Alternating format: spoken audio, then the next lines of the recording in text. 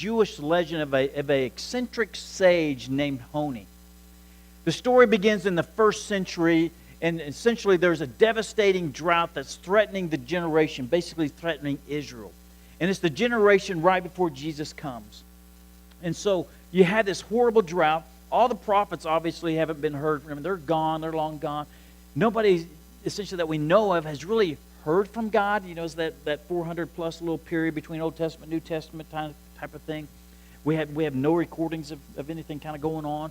And so here's the silence that God appears to be silent, but yet the people know He's still listening. They're still praying to Him.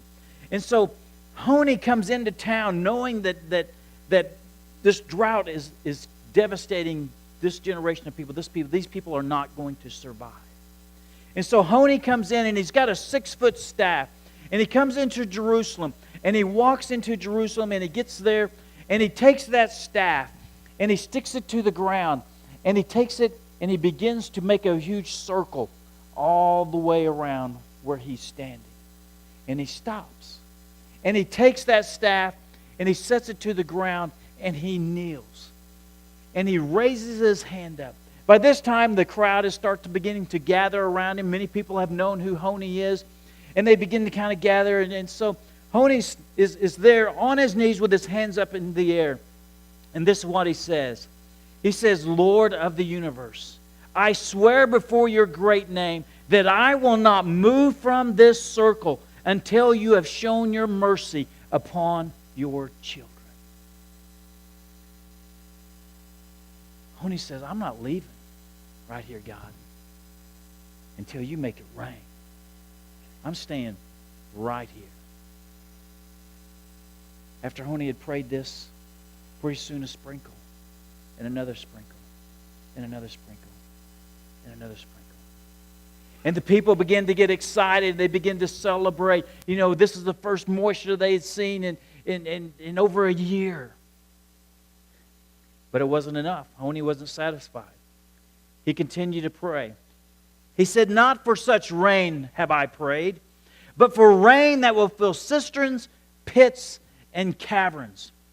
And basically the story that the Israelites tell, or the Jews now basically tell, is that it became a torrential downpour at that moment. They said that the raindrops were no smaller than the size of an egg. And it poured, and it rained, and it just came, one of those things we call a gully washer.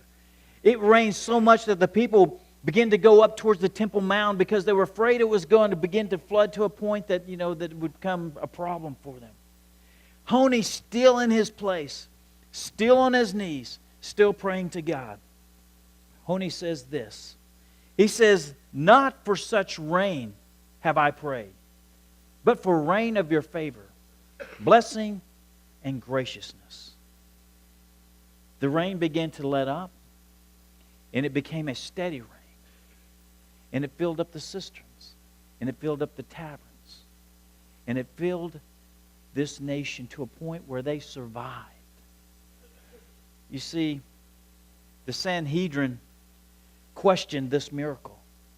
They questioned it, but there was no way that they could say, well, it was of somebody else, because there were too many eyewitnesses that looked and saw Hony and who he prayed to.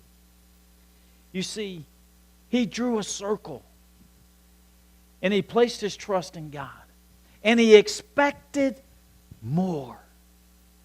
More rain. It had been so long since it had rained, but he expected more. He expected God to do more, and he said, "I am not leaving until that happens."